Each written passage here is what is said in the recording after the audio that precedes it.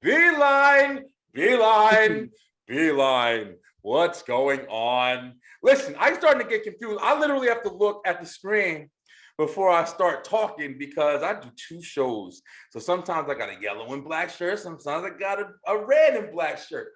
That's to decipher what show it is, because I just be doing too much. I'm loud and wild and crazy. It's your boy Brian B. People, what's good? Yo, the web show started it all, man. The web show started it all. I look back, the Beeline has been on for 2 years now, and I love it. I love all the amazing support. Thank you guys. Once again, I say it all the time. It's been amazing. It's the reason why I'm able to do things like this. I'm talking, we talking, they talking, he talking, she talking. We talking with strangers. That's right. Once again, we've had so many of these talking with strangers segments. At this point, I can call it a success. I was kind of iffy about it when I first started doing it because I really didn't know if it was really going to catch on.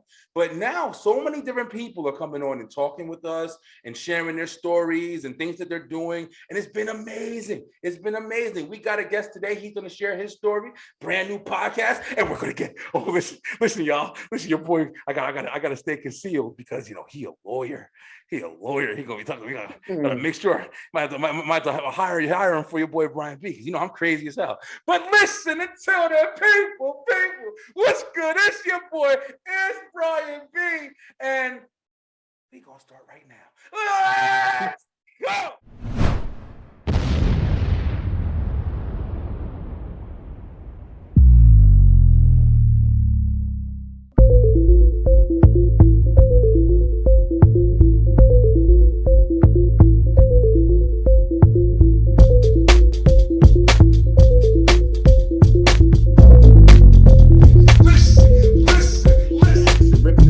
That's right. That's your boy. One. Just COVID mania. It's your boy Ryan B. And this is what you call.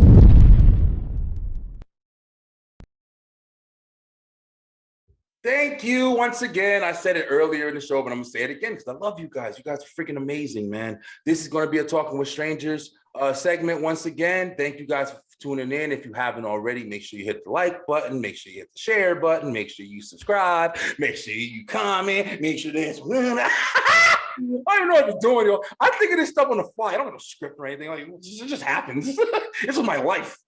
But joining me today, we do have a stranger on the line, and he's on the screen. That's not me. He is the person that we're going to call Mr. Mike Harris. He is a lawyer, like I just informed you guys of, and he actually has a podcast.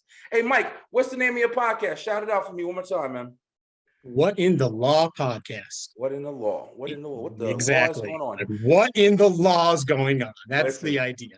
That's a lot of information right there. So that's going to tell me we got a very interesting show today. Hey, guys, without further ado, we are here with Mr. Mike Harris, everybody. What's up, Mike? We got a lawyer on the Beeline. What's going on, guy? Well, I'm more than a lawyer. Uh-oh. And I've always wondered. We always start my hand on the foot. Which hand is it? We always start with the profession, right? Hey, I just noticed, this is my observation about humanity. Yeah, you meet someone, what's like the first question you ask? Not tell me about your family or your loves or your interests. We say, your job. That's a pretty good point. We just noticed that. And then yeah, there's more, but that is part of it. For sure. Yeah, I think your position kind of speaks volumes. I'm saying, look at it this way though. If I was somebody who was me, wild and crazy, and then you were somebody of importance, like maybe a judge or a cop or something like that, if we don't establish that relationship right away, then I'm held in. Which hand going to that Bible? I have been accused of being an undercover cop before, but I'm not and would not do that. Would never do that. Cool. That's just me, though. That's what's up. Hey, Mike, man, great to meet you. Nothing wrong with that. Listen, for others. hey, you know, you gotta cover all bases, man. But Mike, what's going on, man? And so like you guys know, he's a stranger. We don't know each other. We have no idea. We've been texting on Facebook a little bit, and he's coming on the show. He saw the show and he wanted to come on and tell his side of the story. He's got a story, you know. He's gonna let us know about his life, about his podcast, and other things that he's involved in. So without further ado, man, hey, please introduce yourself. Tell us a little bit about you, and then we can go from there. Well, I like to introduce myself as a poet, Okay. which is something that I've been doing a lot lately, and maybe we'll share a little bit on the show. But there's a lot of things, and I've kind of going through a transition in my life, and maybe this will be part of it, where I'm trying to kind of get away from the suit and tie life to a little bit more of the artistic life. Okay. Not to say I'm giving up my day job because I got bills to pay, Oh yeah, but sure. but but there's a lot of other things, and some of that is the poetry, some of that is the podcast, and some of that that maybe we'll talk a little bit about is that life story and some of the things I've overcome and still overcome. What I'd really like to do is talk about kind of the last few episodes you've done, Oh, because really? So those you are want to talk pretty about? good. So I got I will strangers talk coming on to talk about me now. I know kind of me. well, but What's what you up? maybe don't know is the influence you have, or Okay. maybe don't appreciate, because it's actually very good. I'm going to talk about this because, frankly, I've thought about doing something like this for a while, and Yeah. it took a while before I did it. And frankly, I have started to write to you a couple times, and then I would say, "Oh, not yet, next week," Yeah. or "That's stupid," and I'll delete it. And tell you what, I finally got me over the hump was your episode you just did very recently about Manos, the Hands of Fate. Uh-oh. That was a good And episode right there. yeah, I don't know if you can like get some echo in that to make it sound even better, but Manos, the Hands of Fate was a great episode. Yeah. And for a couple reasons. And one is you were on fire with your inspiration that day. Thank you. Oh. Definitely And appreciate it. I was like, holy cow, I gotta do it. I gotta do it after I heard your Yes. speech. Hey, I And I love did it, do it. man. I did do it, and here I am.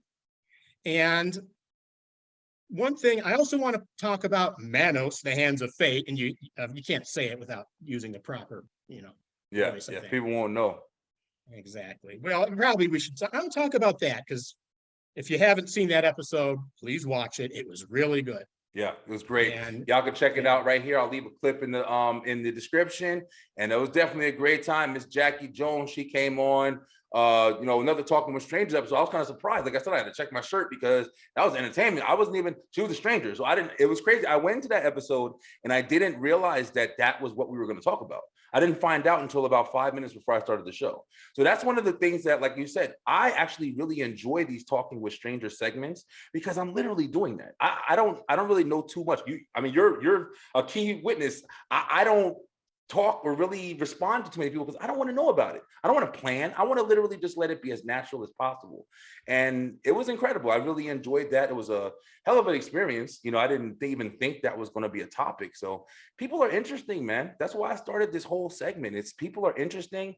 And what's better than talking to people who are established and you're watching on TV all day, or talking to people who have stories that you've never heard before? And that's why I got so interested in it. But yeah, Mike, I definitely appreciate it, man. You've actually been the first guy to come on here and be like, yeah, you got inspired. Hey, I'll take it. I thank you so much. I didn't go for that when I first started this show. I didn't even think that was a possibility, but to know that it is happening, yeah, definitely appreciate it. Very humbling, and definitely appreciate it. and where I want to talk about Manos, the Hands of Fate, and every one thing I think that we have in common, all of your guests have in common, and everyone in that show has in common. What I say is the most important thing about all this is getting out there. I think just starting, getting your voice out. That's Yeah, 90% of it, I think. yeah, And people are quick to criticize. And like I say, and when I joke about Manos, the Hands of Fate, I mean, it's famous for being one of like the greatest horrible movies ever. exactly. Yeah. But and famous from Mystery Science Theater 3000, which I love. And but as maybe bad as that and maybe some other movies are, at least they got out there. Yeah, They exactly. did something. And it's easy to throw stones and say that sucks when you never get off your couch, but I finally got off my couch, and maybe others will too.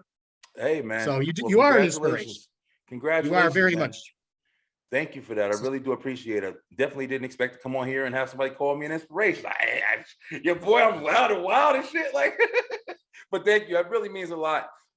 It is incredible. Like I said, I love this, man. I started this, like you said, just to get my voice out there. I wasn't expecting to become like, the Breakfast Club or one of these big shows that are out on the radios and stuff.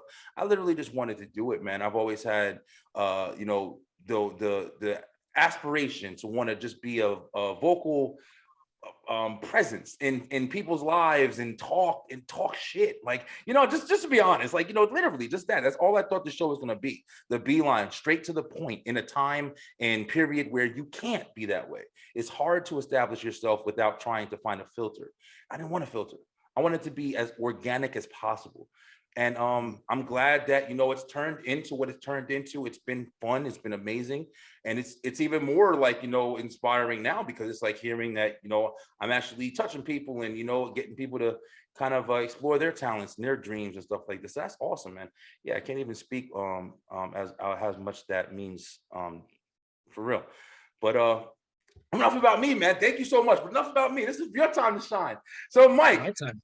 So you Okay. did say, I mean, we can't get away from the lawyer thing. We're gonna have to talk about it a little bit. But I have a feeling I'll be back for more shows, so we hey, can listen, talk yeah, about whatever you listen, want. I love that. Returning guests. Let's start with the simplest way to start. Let's talk about you. Now, you did say that you have like some history in your life, and if you would like to share as much as you would like, go ahead, man. Let's start from the beginnings of Mike Harris. What's going on? Well, as I say, on paper, I probably have a not too exciting, more or less traditional background for a lawyer. Off paper, not so much. So that's where more the story is. Maybe I'll start with the easy part. I'll do a little quick on paper. Okay. I born in Cleveland, Ohio, moved to Florida when I was a kid, grew up there.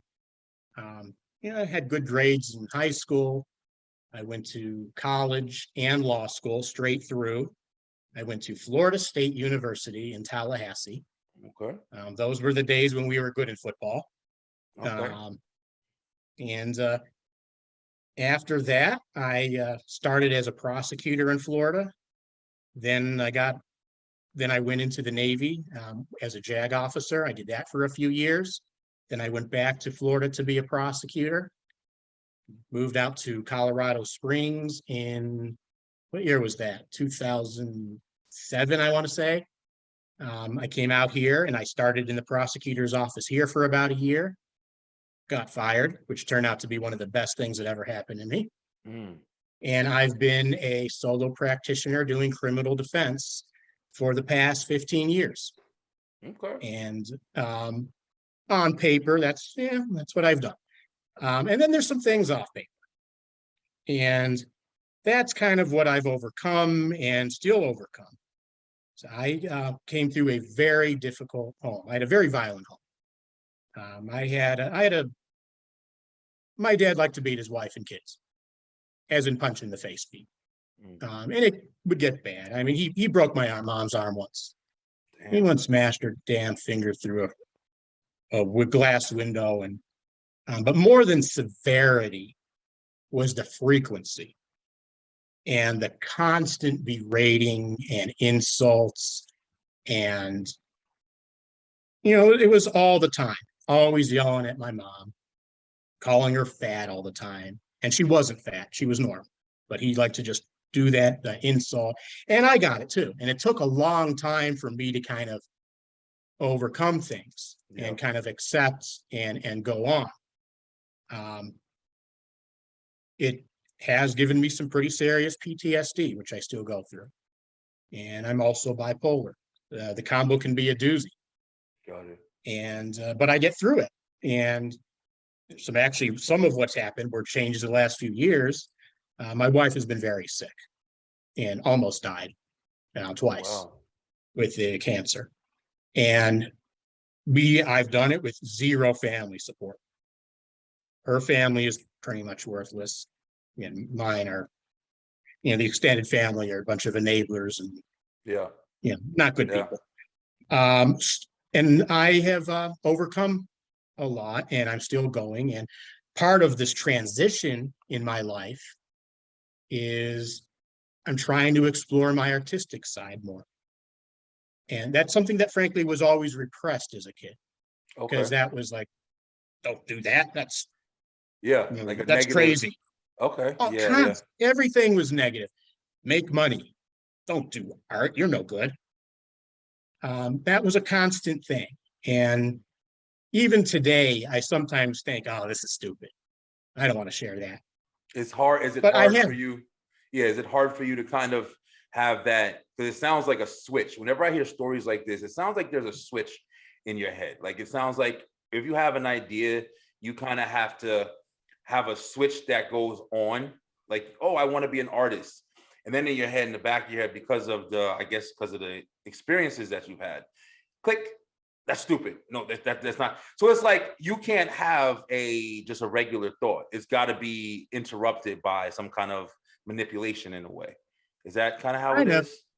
it's like I'll have, I think, a brilliant idea, and then I'll have something else in my mind yelling, that's stupid. Exactly. Don't Yeah. say, That's some fucking crazy yeah. shit right there. Yeah, that's And, very interesting. and one thing I'll say is, you might think being a lawyer, being an artist, oh, they're completely unrelated. But in some ways, I think there is some similarities, particularly at trial work. I say, trying a case with a jury, and I've done a whole bunch of those in all kinds of cases. Um, in some ways, it's more of an art than a science, especially things like jury selection, closing arguments, and really everything. I mean, it's you kind of have to kind of feel how things are going. Yeah. You know, it's. I mean, I always go in with outlines. I mean, I am one of, again, there's the difficulties I have. There are some good things in a way, and about, well, maybe not about them directly, but about what they lead to. And so you will never see a more prepared lawyer in court. Mm. I mean, I cannot walk into the courtroom unless I am the most prepared lawyer. I look at everything, even things that, yeah, you know, I'm overly worried. I have to look at everything. I don't care if it's a speeding case or a murder case. I look at everything. So let me ask, since kind of like while we're on the topic, so I mean, it's kind of hard to jump between both things because you just kind of brought up like, I mean, to talk about the environment where you came from, when I hear stuff like that, one of the biggest things with me is, man, I hate to hear stuff happening to kids, man. Like that's one of the biggest things that I have. Like I'll be on TikTok or, YouTube or something like that. And I'll see like, different stories about whether it be the nannies who are hurting the babies intentionally or daycare people that these parents are going to work and they're trusting without much options in a lot of cases, that people are going to take care of their children for them because children are innocent, man. There's nothing the kids can do. And then it's like you hear the stories about people deliberately trying to do children harm, and then at that, and at the most your own child. It's fucking very difficult to deal with, man, like, or difficult to listen to even. And I always have trouble, like, I got my kids and I love my kids. I am the tougher dad. I'm not the real listen, break it up, I don't care. IT Tiff, IT Tiff's my she was my co-host. She's my girlfriend, wife, and she used to host a show with me. But IT Tiff, she is super. Let me hear about your problems and your feelings. Tell me everything. So we're a perfect balance in the house. But I'm more of the listen. I don't. What to what? Who did what? I don't care. Get out of here. Like I don't got time for it. There's so many things I'm trying to do. But I love my kids, man. I'm always like there to make sure that they're fulfilled in as much as I can. But I know my role.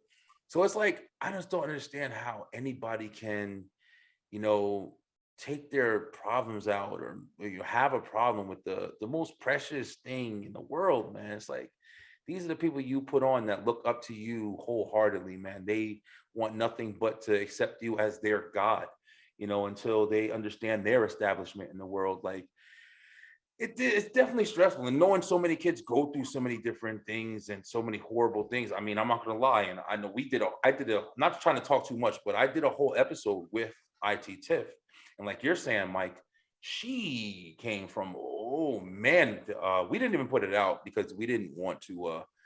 We didn't want to. It kind of, we watched it back. We were like, maybe this is too much information to put out there. But she had a very, very, very rough childhood. Yeah, unbelievably rough.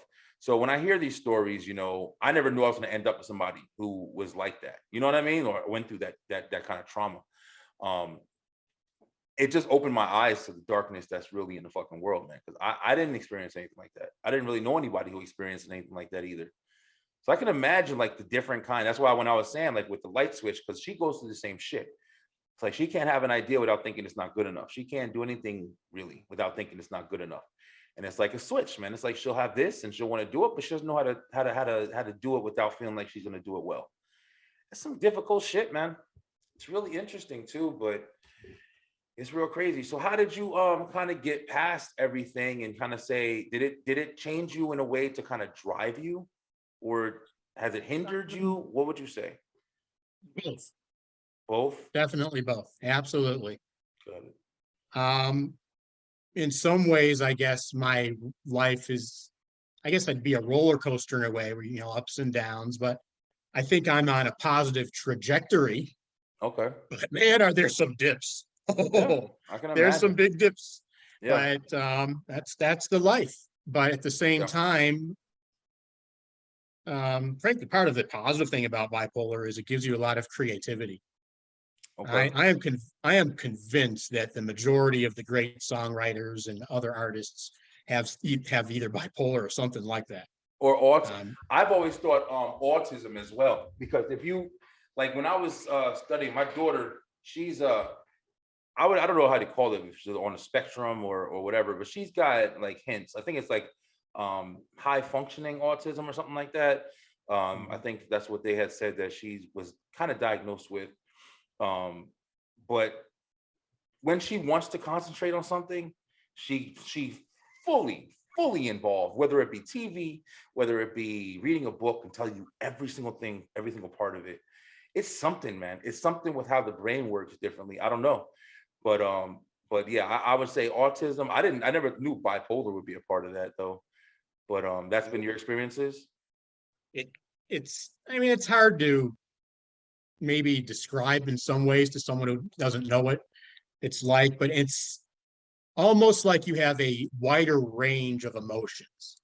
Like you can, and I mean, I don't know if that's exactly accurate, but it's like you can be happier than maybe average people would be, but you can also be much more depressed Got it. than, and it seems like something that might be relatively minor to a normal person, for whatever normal means, something that might be relatively minor, good or bad, can push me, and I think others like me, far more extreme, both good and bad. Okay. And It's a good way to define it, I yeah, guess. Yeah. I think so. I mean, that's just probably not a scientific way, but maybe is how it feels. Got it. Yeah. Yeah. That's a hell of a trade-off, man. I mean, I mean, one way is one way, it's great, but the other way is like, oh shit. I'm just talking shit. I mean, definitely, I understand, but much respect to you. Like, trying to find your way. Like you said, you're not. It doesn't sound like you're standing still. Like I'm a lawyer, and this is just where I'm at. Seems like you're trying to break away from like your chains that kind of bound you. And so nothing but respect for that, of course. So out of the lawyer life, have you found success in being a lawyer? How about that? Um, let's put it this way. I'm not as wealthy as people expect. Some Okay. people just assume I'm a lawyer, I'm rich. Listen, y'all. You know what'll Um, change that shit for you real quick? If you ever watch Better Call Saul, yeah. I love that damn show. Better Call yeah. Saul kind of gives you the it was the first thing, like you just said. I kind of stereotyped that as well. The job that I have, I talk to different business owners all day. So I come across law firms, I come across so many different people. And not gonna lie, I do kind of stereotype when I'm on the phone with them. I'm like, oh man, he's a lawyer. I see the little business pop up and like, oh, he's a lawyer. I'm about to get, talked to like I'm a piece of shit, like I'm nothing in this world. And I Mhm. immediately, that's what I feel or whatever. And I'm not gonna lie, a lot of times I don't get disappointed. I'm like, oh, I knew it. But when I watched Better Call Saul, and Better Call Saul, of course, that's, you know, off of Breaking Bad. That's Saul, the lawyer that was there. He got his own show, and you see it, and you see he's a lawyer. He goes to court, and you know, really, it's like a public offender or whatever. And you would think like lawyers are just, you know, they got millions, they're rich, they got big houses and stuff. But he's driving a raggedy car, and it's like, oh wow, this is a lawyer too. I didn't think of it like that. I thought all lawyers were rich. So that's a good point. Those are two things I want to jump off. I have two different jumping off points. The first one, you know what else can be very difficult financially is taking care of someone who's very sick without any help from any family. Oh man. I mean, first we had COVID, and frankly, I used to get a lot of my business, or maybe most of my business, through word of mouth. Got it. And I wasn't really, I mean, I've tried some different advertising a little bit, but that wasn't really my thing. I was a word of mouth guy. You know, you help a business owner and then they tell people, and you help someone in the army and they tell people. Got it. And that's kind of how I did things. And during that first year, I was very careful. I mean, I had the COVID mania. COVID, whoa, Mike just brought it back. COVID mania, baby. Remember that shit? Oh, damn. I mean, I was very worried about bringing something home. And you know, I'm frankly, I'm not too bad. So I'd probably be okay. But I'm worried about bringing it home to my wife. Yeah. And I was very strict. So I was not going to courthouses and schmoozing at restaurants. And other lawyers were. So I had a big step back, and I did not have business for a year. And then as soon as that COVID's over, that was when a bad diagnosis came. And I wasn't working for a long time after that. So I kind of am restarting my business in a way. Yeah. And I mean, I'm doing, I don't know how to answer your original question, but I think I'm considering what I've been through. I think I am doing pretty well. Yeah. I mean, I don't know what, frankly, most lawyers I know, probably all lawyers I know, they come from nice families, or at least someone in the family. They may have had a bad experience, but there's someone. Most of these guys, you know, they come into money. Got it. Yeah. Okay. I don't know how many people do what I've done. Yeah, that's what I was going to just ask, because it's actually pretty interesting knowing that you came from, like, you know, kind of a stressful environment, you know, with your history. Has any of that kind of pushed you into wanting to kind of pursue to be a lawyer? Was that one of the reasons, like knowing that you can maybe help people in these situations? Was it ever like a drive like that, or did it kind of just happen to happen? You weren't really pushing for it. Yes and yes. Yeah. I think mostly the first, although maybe I didn't realize what was driving me at the time, because I can tell you all about repressed memories also. Yeah. I mean, if you asked me maybe 10 years ago, I would have said, my dad never hit my mom. He was a fucking asshole. Yeah. And then certain things, some of it's therapy, some of it was talking to my sister. The sister said, remember when he did that? It's like, oh shit, now I know. Now I remember it. Yeah. I would relive it. Yeah. And then it comes back. And I think in some ways, I think the big change in me was the loss of naivety.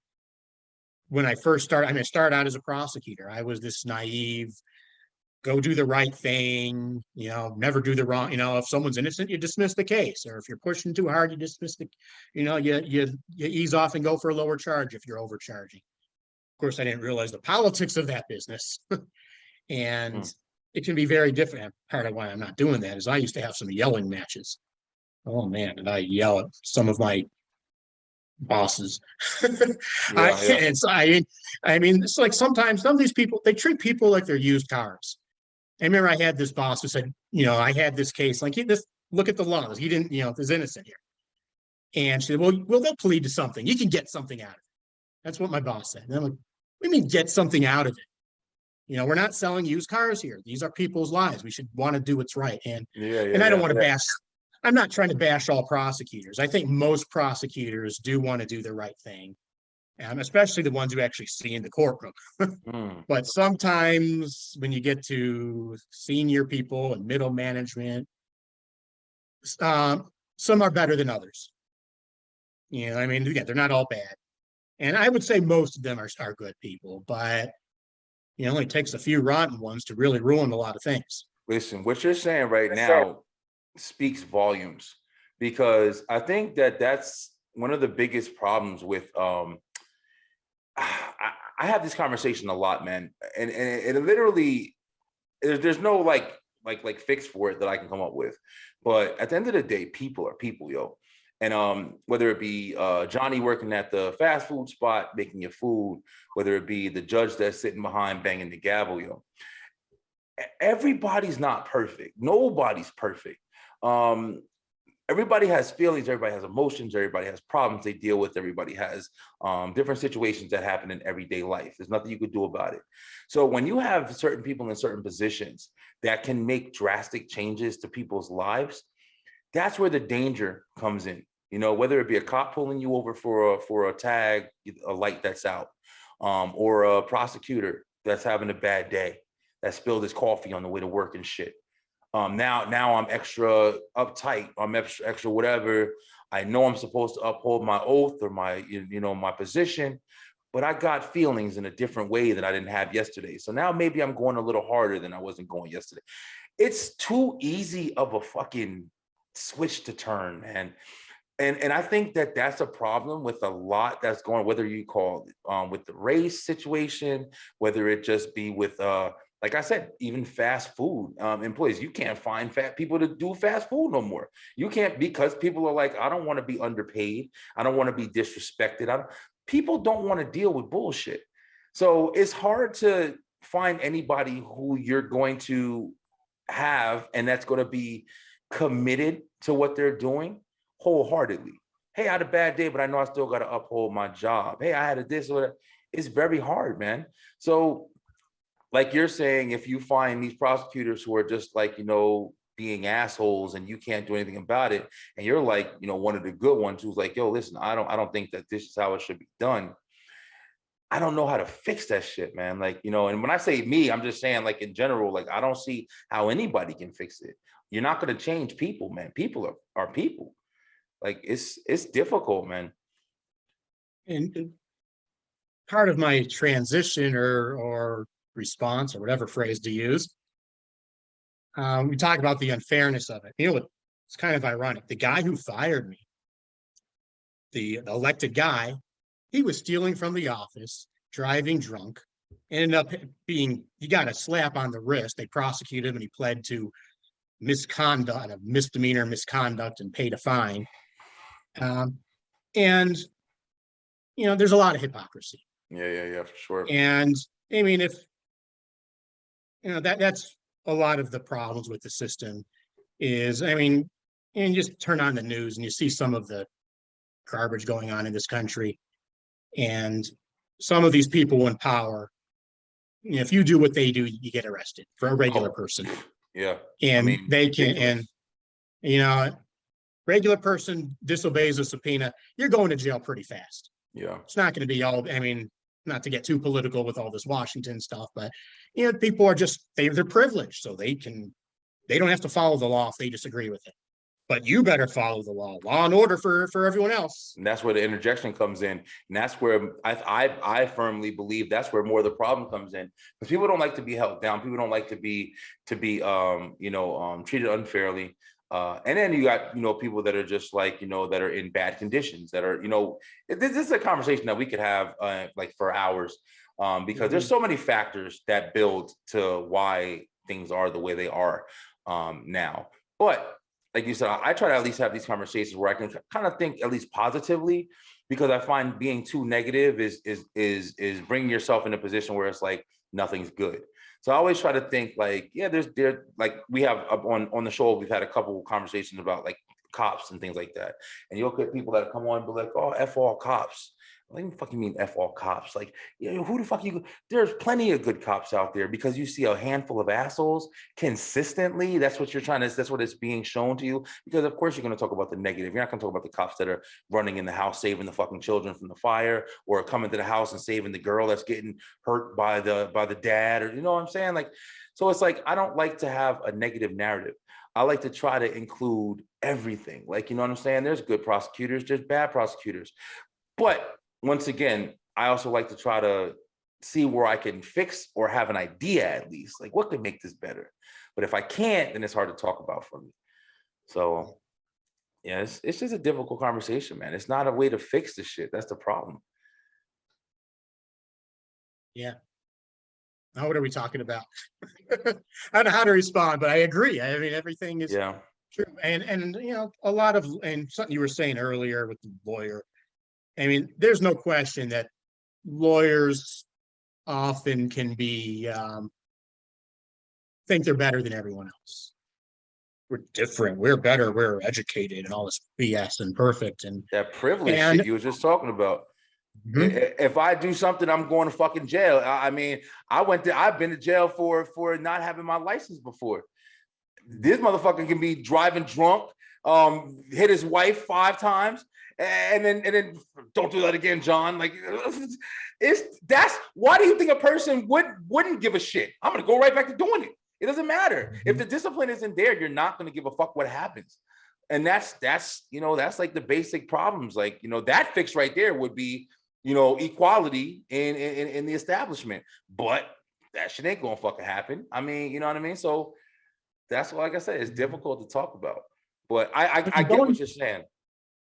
I'm going to link this up to something you talked about before about being a father. I think it's very important giving discipline. And one thing I see with clients, and frankly, some of these lawyers doing some not so good stuff, the biggest problem is they were spoiled their whole life. Mm. It's like, you know, I don't have to have a license. I mean, who cares? It's not a big deal because, you know, they never were raised properly as far as the discipline side. So in Yeah. some ways, not enough discipline can be just as harmful as too much. Yeah. See I mean, that? I don't know how to, and I don't have kids, so probably I don't want to talk out of my ass here, but No, you're right though. frankly, Yeah. I think that finding that balance is probably one of the more difficult things. Yeah, I think that I was definitely I was raised well. My parents did a very good job raising me. There was definitely discipline, but there was definitely love too. I can speak on it, and very very happy I can speak on it, knowing what I know in the world now. You know, as a 35-year-old, but just also knowing that too much discipline or too much love doesn't mean that you're going to turn out the way that you have a better chance, but it still doesn't guarantee that you're going to turn out, because I was fucking wild. Like I did a lot of stuff. It wasn't because I wasn't loved at home. It was just because I was wild. I'm still wild, but everything that I've been through, I think because of the way I was raised, didn't turn me into something else. It allowed me to be like, okay, I don't want to do that shit too far. I don't want to. So I could have been on a way different path if I wasn't raised the way that I was raised. That's how I like to look at it. I was not an angel at all. I was in a lot of fucking craziness that I'm surprised that I didn't turn out to where I could have been. But the fact that I had a good structure around me, I think kept me out of a lot further that I could have been in the water. So yeah, it definitely does. Discipline is a hell of a like, you know, a ground for you to understand. I'm gonna go here, but if I go here, it's gonna hurt a little bit. Yes, for sure, man. That does, and to everybody has their own ways of dealing with it. Some are way too fucking outrageous, and then others are way too soft. It's hard to find balance in life, yo, with everything. And But yeah, Mike, so that's very sums it up. interesting, man. Yeah, that's a very interesting story, man. Like you said, I don't want to just stay on the what's it called, you know. It's interesting. We never had a lawyer on the show before. And so definitely interesting. And this is my first time going on a show. Oh, okay. Oh, our first So it's okay, exciting. cool. First This is podcast. exciting. So I let's mean, I jump have to my own Yes. thing I get to shoot over and over and get it you know, fixed and throw it out if it's no good. So this is the first time I've done anything like this, and it is different. Yeah, It's a it's interesting. it's different, and in a way, I guess I will do in it since we're want to talk about the law stuff. I will do a little bit of an analogy Okay. because part of what I do a lot is question witnesses, all kinds of witnesses. You know, sometimes they're these doctors or scientists. Sometimes they're traumatized victims. Sometimes they're cops. Sometimes they're just, regular people. And they have to answer these questions in front of a jury or a judge, and they don't get to say, I don't feel like answering that question. And sometimes they're nice examinations, and sometimes they're these tough cross examinations. And then when you switch it around, I've actually had to be a witness, but it was something very minor, and I was like, on and off the witness stand for like maybe 5 minutes. But even that was nerve-wracking to me. It's like, whoa, I have to answer the questions. Change of environment, right? But part of the way I see it, some of what I've had to do, I've done sex abuse cases, child sex abuse cases. Yeah, that shit both right prosecute, yeah, both prosecution and defense. Although honestly, I'm hoping not to do too many more of them. there. Yeah, But for sure. but if I can talk to roomfuls of juries about that stuff and ask victims about what happened, then who am I not to talk about my shit? Yeah. No, I feel you, You man. know, That's a and good way to look lawyers, at it. there's often the speech, and judges will give these speeches, and lawyers give these speeches about nothing to be embarrassed about, nothing, no shame in having issues. But what about you? And we have problems. A lot of us go through mental health issues. I know personally, I know 4 people who have taken their lives in my profession. Damn. 3 were prosecutors, 1 was a magistrate. Yeah, you want to know something? And It's real interesting. Not to cut you off, but just to yeah, speak on that topic, it's real interesting. That's one thing that above all, I respect. Police. I respect. The law, judicial system. I respect ambulance or EMTs, and the shit that they see is, man, gotta be outrageous, yo. I heard I wanted to have a cop. It was a cop come on. I used to deliver phones for AT&T, and I had delivered a cop a phone. He was an ex-cop, and he retired, as a matter of fact. And I was just kind of chatting him up because I wanted to get him on the show. And I was like, hey, man, I want you to come on. And literally the stories, it was something like 3 stories while I was standing on the back of his damn car. And he told me like 3 stories about the things that he saw, from his partner getting killed to some guy that they found who had killed himself, and they walked in the house and the TV was still on. It was fucking crazy.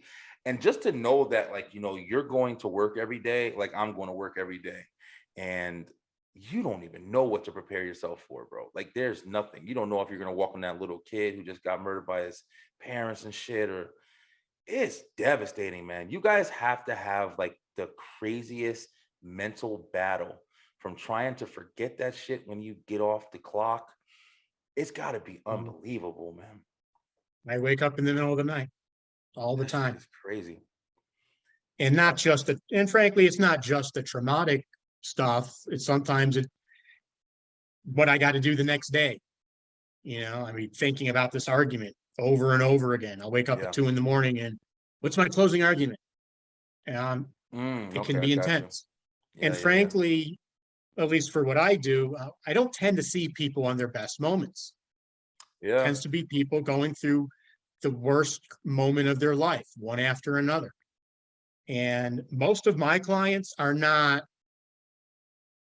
maybe some of the stereotypes. I mean, they're regular people.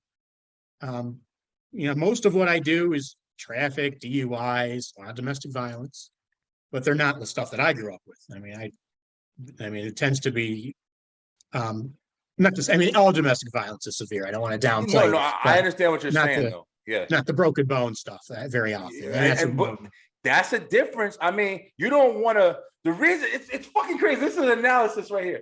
It's crazy how you just said that. And this is the reason why I got my show, man. For anybody want to know, the Beeline is all about. The reason why you had to stop and say that and kind of confront it is because you don't want anybody to see it and think, oh, but is he trying to say my domestic violence isn't? No, nobody's trying to say that. What he's trying to say is, somebody might have argued and pushed somebody. Definitely that's wrong. But there are cases where somebody's arguing and picking up a gun and shooting somebody, and there's no way to fucking beat around the bush. That's way worse. It's hard to make that establishment without trying to justify yourself. You have to justify it. All is bad, but obviously this shit is worse, man. it's crazy. I'm sorry to stop you, but like that was like a key point of like, why it's hard to kind of get your explanation out. You have to express the fact that that's way worse, man.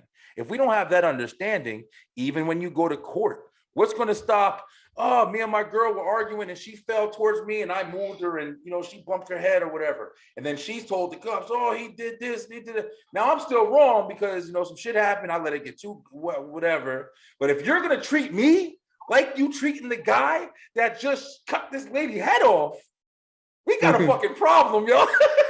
There's got to be some kind of established shit. Like you can't, it's got to be a boundary, yo. It's got to be a boundary. And I got it's not to sound too much like a defense lawyer, but the reality is a lot of people are not guilty of anything.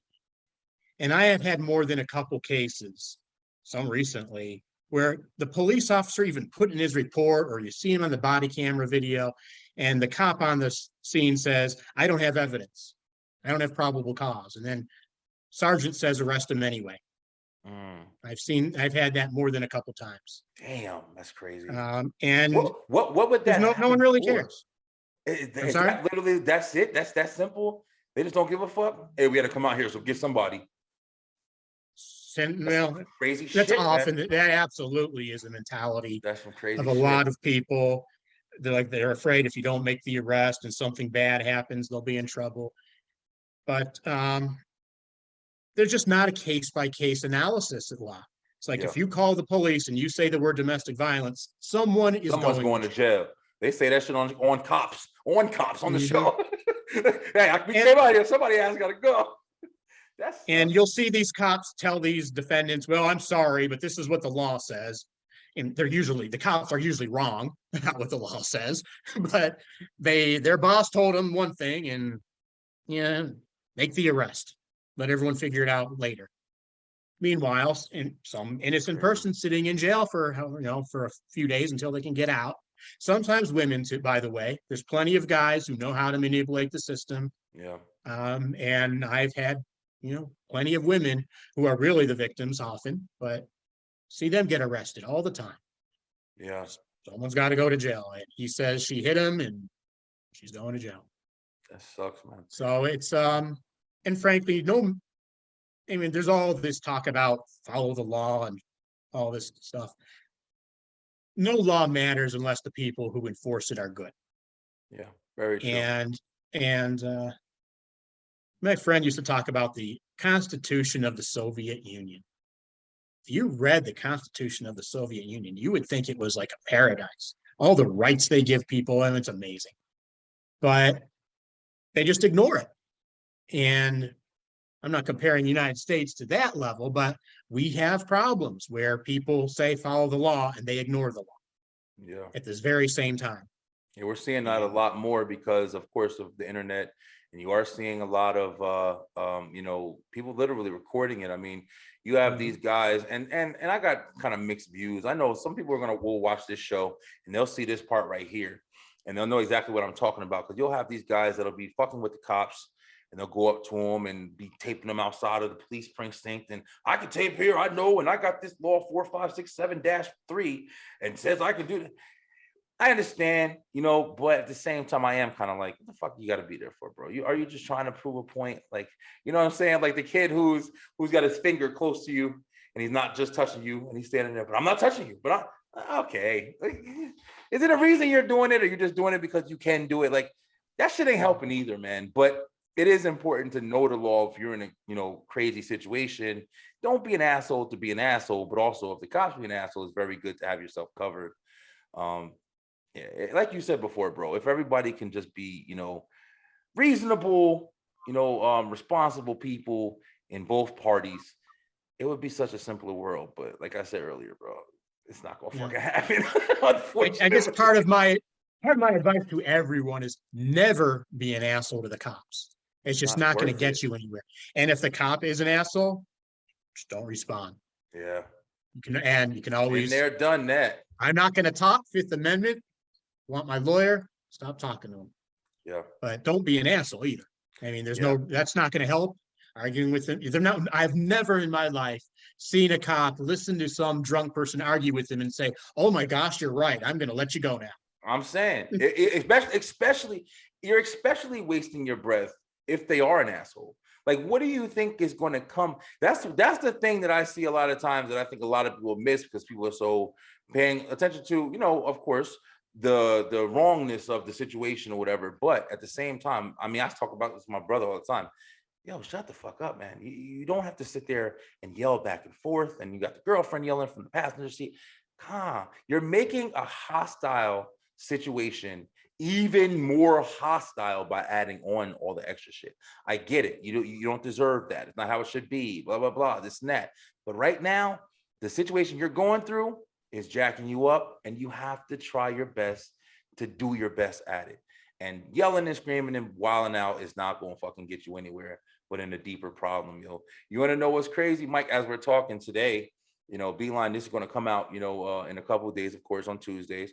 But today, Brittany, what's the basketball player? Brittany Rayner, I think, whatever her name is. The girl that got locked up in Russia. Yeah. She got. I forgot the name. Was it some of it was G? No? Ranger, I think it was. Rainer. I don't know. Forgot. Yeah, well, someone will put it in the Google for us. Oh, they will. I'll probably just put it in the show. I'll post a picture. Matter of fact, right here. There it is. Right. She got locked up in Russia. I think she got 9 years. She got 9 years. And from what my understanding of the situation was, she had a vape pen or vape machine or something like that, and it had cannabis in it. And she was overseas abroad, and she had that shit on her persons or on her bag or whatever, and they locked her ass up for it, yo.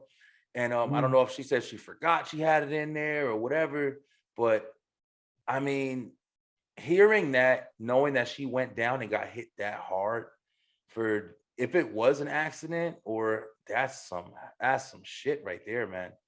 I'll talk about that too. That's another transition for us about how I deal with things. Okay, go ahead. But she's a political pawn, is all she is.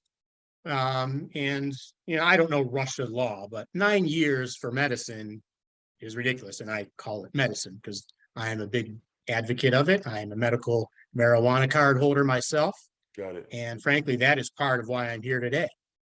Both on this planet in a way and in front of you. Because I was a late starter with cannabis. Yeah. And I was in a very bad place before. And that has changed my life around completely.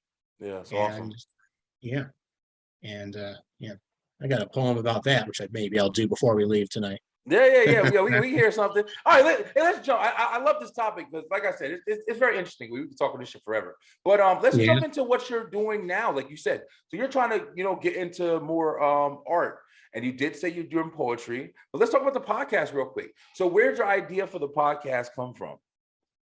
Oh, it's been kind of an organic thing that's happened over the last few years. Actually, my original idea was something, frankly, a little more like you.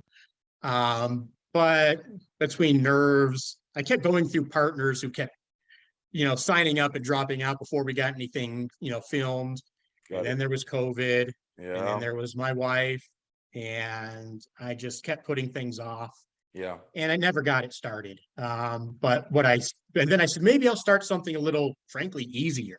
Instead of diving all the way in like you did, this was a transition, bro. Listen, just because you're saying, I don't want to let it fly out there. Listen, this Beeline shit right here, I had this started 10 years ago. This took me 10 years to even get close to what I'm trying to do right now. And I'm still not even nowhere, even all the way there. Like I said, it's very humbling to hear all the good words that you had about the show and everything. It definitely makes me feel amazing. But when I first started, I had just an idea of what I wanted to do. Podcasts weren't even really a thing when I first had the idea for what I wanted to do. And then COVID happened, and that was where I kind of said, I'm just going to do it. It's a lot to talk about right now. People are home. Let me just do something I want to do. Also, just with that fact, hey, the world is going crazy. Let me do something I want to do. Let me enjoy my life. You know what I mean? And then that's where I started the Beeline. I said, okay, me and IT Tiff, we did our first episode, and we came a long way because this shit was not perfect. This shit still ain't perfect, but we came a long way, and the transition has been great, man. I'm almost at 100 episodes on the channel, and I mean, I love it, meeting so many different people, the influence, listening to other podcasts and seeing how they're doing their thing and trying not to be like other people so I can have my own kind of way of finding my own, mouth and voice. This came a long way. So it takes time. It definitely takes time to sit there and get established, man. Well, I guess I'm not as far behind because I haven't had the idea 10 years, but I part of my inspiration is I feel like I have helped some people in my job, but when I help people, it tends to be one at a time. Got it. And I kind of want to talk to more people. There's a lot of, I'm very interested in education, not about the stuff in the books that, you can learn in college, but what really happens. Yeah. And how things really are. And I mean, I can't tell you how many people say, well, that's not right. Here's what the rule says. Well, that doesn't mean it's, yeah. Hey, Auntie Tiff, come down here real quick. Listen to Mike, talk some shit. That's my in the house battle. That's my in the house battle that I live with. I'm the street smarts, and she is the supreme book smarts. And when I say, well, that's not right, babe, and I'm like, baby, listen, you gotta make shit work. You can't, that's not right shit. Listen, half the time that's not right. You gotta make shit work, man. IT Tiff will literally, listen, y'all, listen, be lying. IT Tiff will be cooking some shit and she'll be trying to read every direction. She put a inch more of what she didn't, she'll throw that shit out. You don't play no games. Yo, I'm over there. I don't read shit. She can't stand when I do stuff. I don't read nothing. I do that shit from thought. And frankly, neither one is right or wrong. It's just kind of a different way of doing things, at least when you're talking about cooking. But when you talk about, things like laws, it can be a mess. And a lot of people like to just do raw about how great our Constitution is and how wonderful it is in America. And I'm not saying I want to be somewhere else. And we do have it back. I think you said that. Was it your last episode you were talking about? Yeah, I was talking about one that. of the recent ones. Yeah. Watch my show. Mike, watch my show. I did watch your show. He said Kobe Mania. I know he watched my show, but I ain't said shit. Kobe Mania, I need to bring it back. Yeah. I kind of was thinking, I want to talk about a lot of the last couple of shows too, but that's cool. Yeah, man. I mean, you had what was his name from Blackstreet, Mr. Hanley? Lenny Harold, yeah. Lenny Harold. I forgot his name. I apologize. But he was great. Man. Yeah, he's amazing. And well, obviously no one's even heard my stuff, but sometimes when I write and I was listening to what he was talking about, I was like, yeah, that's kind of how I feel sometimes. Yeah. Frankly, I've started, maybe part of our transition to art, part of what I've done the last couple years, last year I've done poetry. I've actually been writing less than a year. Okay. And that's very therapeutic. Yeah. It's in a way, I mean, it's sometimes almost easier to say, hey, things suck and put it in a rhyme versus just to say it. It's a different form of expression, yeah. Yeah, and in a way, I like to write a lot about getting through things. I write all kinds of things, which I haven't really got out, but maybe I'll start doing some of that. Again, one of my ideas, did I talk about the Spoken Poetry podcast yet? I just put this up a week ago and no one's even seen it, but maybe after tonight, someone will. There you go. Yeah, I'm going to post it. It'll be all in the links. I called it Spoken Poetry Podcast. My idea was, you got something you want to share? Here's a safe space. Come on for 5-10 minutes. There you go. We'll talk.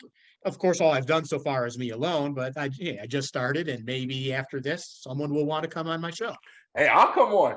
I'll come. Brian Beal, come on. I'll talk some shit. I'm there. Oh, let's do it. Yeah, for sure. Let's do it.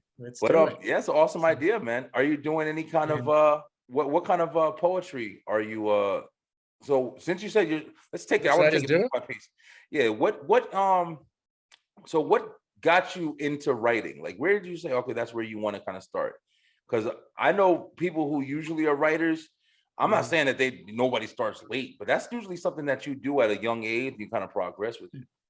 Yeah, I was 46 when I started. Oh yeah, so you definitely had a late start. No kidding. And it's not a single thing. I can't say there's one event do it. It is more a series of things, some inspirations from seeing other people. Yeah. Um, and I think I've always had these ideas, but I never put them down in writing. Because again, I grew up with this horrible, don't do that. That's stupid. Got it. Yeah. And then I started putting some down in writing and show someone here and there. And holy cow, some of this is not bad. And say a part of it, we're talking about the cannabis, that's part of the inspiration too. It kind of For sure. it lifts things, it Opens your eases mind pain, up. eases Yep. embarrassment. Yeah. Yeah, man. Listen, That's I used to, when I first started this, I don't do anything that I used to do. I mean, I don't do, I was never a big smoker. Everybody I was around was, but I was never a big smoker. I was a huge drinker. I wasn't never a drunk, but I used to drink. I was a social drinker. I used to like, well, we out, we doing this, let's get some drinks or whatever. Let's have fun. I'm not I gotta drink every day. I've never been in no AA shit. Literally, I used to do the show. Before I used to do the show, I used to always take a couple drinks, yo, just to kind of ease my head, kind of just speak freer. You'll notice a huge difference if you watch the first shows that I did, probably 1 through 20, and then the shows that I do now. And I actually love the fact that I drink nothing but water, trying to lose weight and shit and get through my whole transition myself. But I was a big drinker. I was a big partier. And I always thought that incorporated who I had to be to do the show, until I started getting more comfortable. And I was like, listen, I'm not even trying to do that anymore. I want to try to be there. I want to be present. I've done some shows where it was like, I don't even fucking know what I was talking about. It was fun, but sound like a lot of like, lawyers I know. yeah, but it's funny how you don't want to rely on it, but when it comes to, cannabis, weed, like, but when it comes to weed, you smoke whatever you take, THC, whatever you do. I understand the development from it, because it really does open your mind up, it's whatever experience it is. It opens you up. It has you thinking deeper. It has you experiencing different. So as a writer, I can definitely respect it. Yeah, I call it life-saving medicine. Hey, And I'm not saying it's for everyone. yeah, And frankly, scientifically, it does affect people differently. yes, it does. And I have talks with some people, and like I hear stories about people having memory issues when they get really stoned. I remember everything. Yeah, I might be a little slow responding, yeah, but I it affects people differently. yeah, And frankly, I don't touch alcohol. I haven't had a sip to drink in years. And I was never really an alcoholic, but I just don't like it. yeah, yeah. Gotcha. I don't like mixing. And frankly, there's a lot of high and mighty lawyers who would say weed. I look down on that, but they drink like mad. And Oh yeah. yeah, I've represented some lawyers with drinking problems, getting Gotcha. themselves in trouble. I say I've never had a case where someone was high on weed and beat their wife. Never seen it. You about to make everybody that watch this. Oh, fuck it, I'm starting now. Well, I'll tell you what.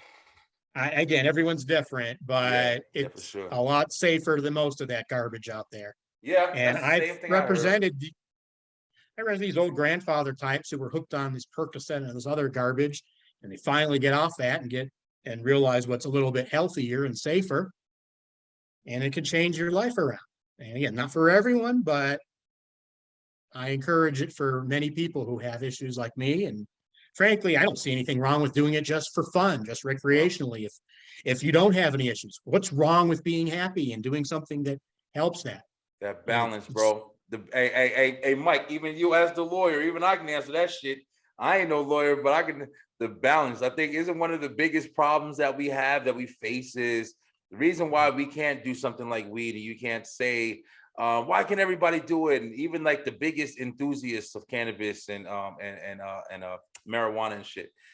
The problem is when it's introduced and it's regulated, the wrong people are usually the ones that are fucking it up for everybody else.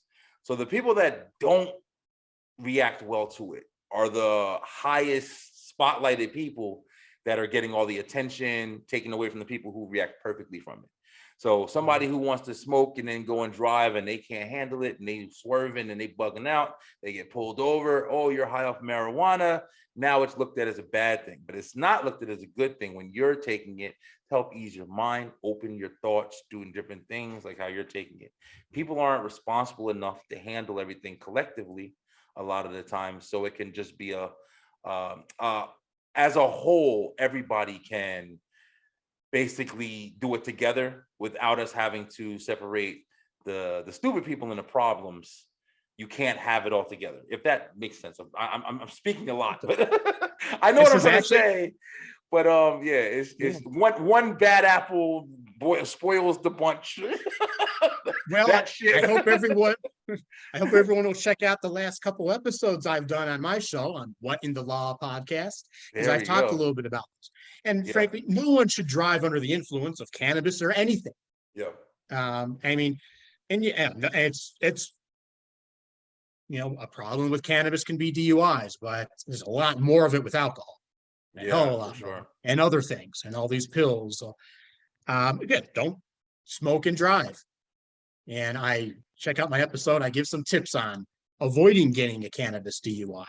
Got it. But so yeah, I mean, DUI is a problem, but it's not because of cannabis. It was a problem long before cannabis was being legalized anywhere.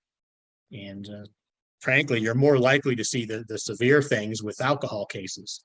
I mean, you're more likely to see someone stoned driving too slow versus driving too fast and swerving. But again, it's different. Every case is different. And please don't smoke and drive or consume and drive at anything. Stop fucking it up for everybody. Yeah. But frankly, I know some lawyers with DUIs, alcohol DUIs. Got it. I've never had a DUI or been arrested for anything else. So I'm doing that so far. Although, frankly, I often have thought that one wrong turn here or there, and I could be a completely different person.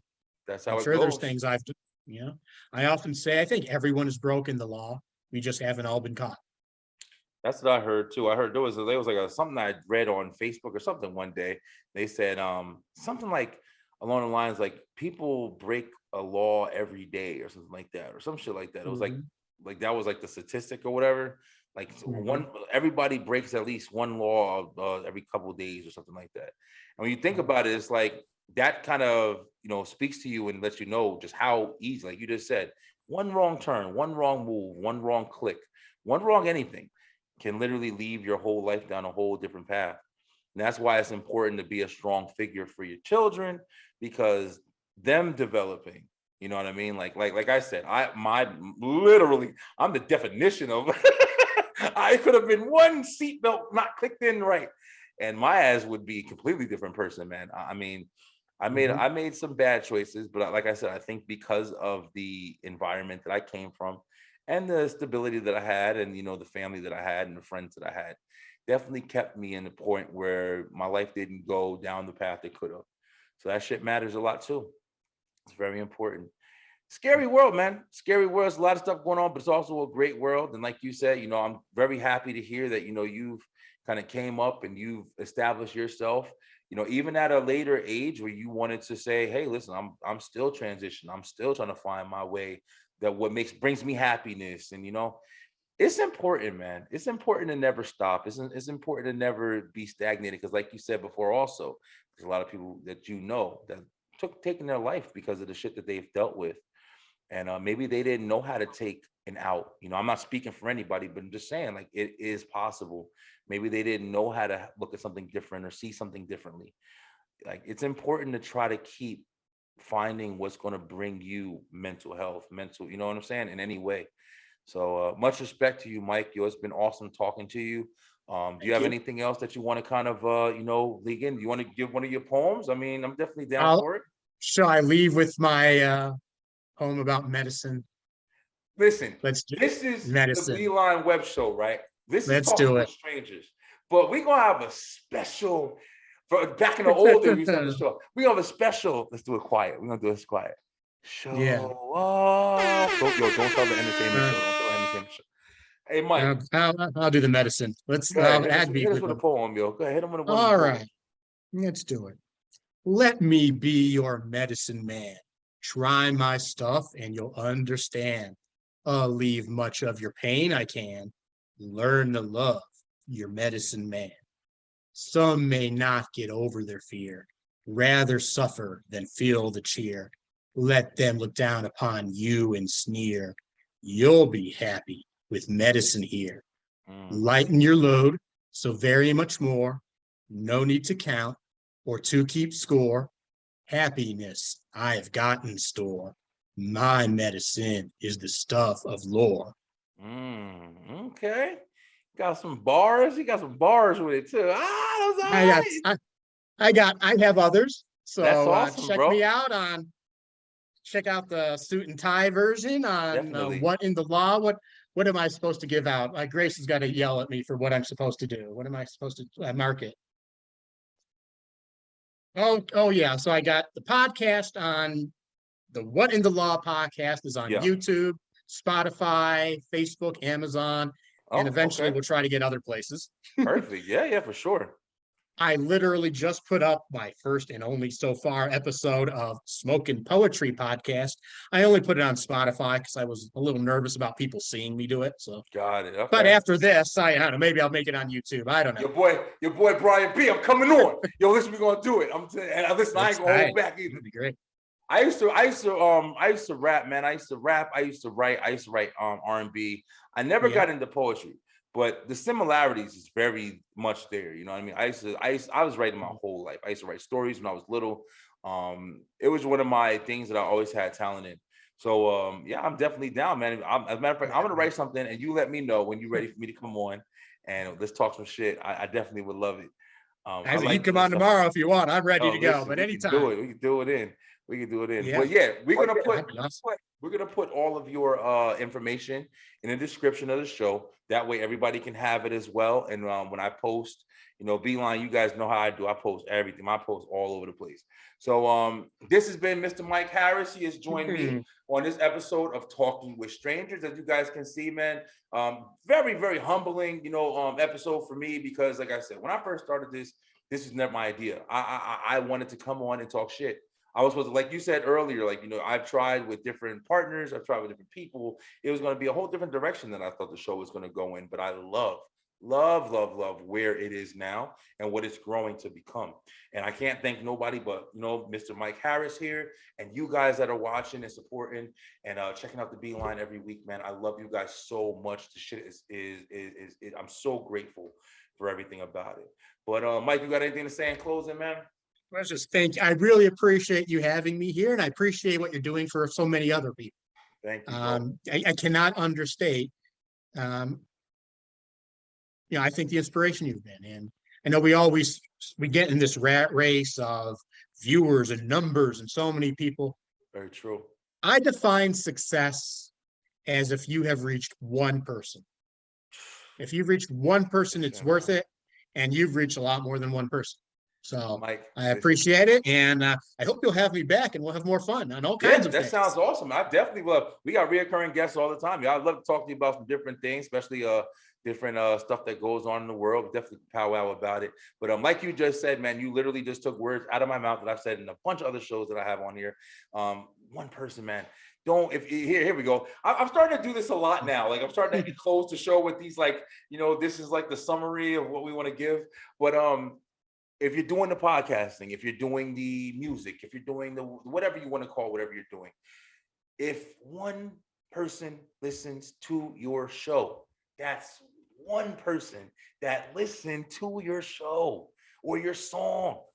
You got to look at it differently. It is kind of an optimistic kind of view, but literally, I say the same thing all the time, man. Don't worry about the views. Don't worry about this. Don't worry about that. Shit will come when it comes, if it comes. If it doesn't, do what you love, do what you want, and be grateful for what's happening for you.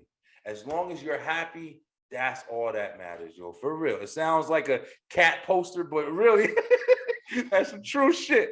Mike, man, it's been great having you on. Beeline, I love y'all so much. Next week, of course, we got the entertainment show coming out on Thursday as well. I don't even know what's going to happen on that show yet. We got a couple of guests coming on. But listen, until next time, we going to stay true, stay positive, and pay attention. It's monkeypox. See, I got to come up with something for the monkeypox now because it was COVID mania when I first started. Now it's gonna be the monkeypox. But listen, I love y'all so much. Thank y'all so much. All right, y'all, I'm out.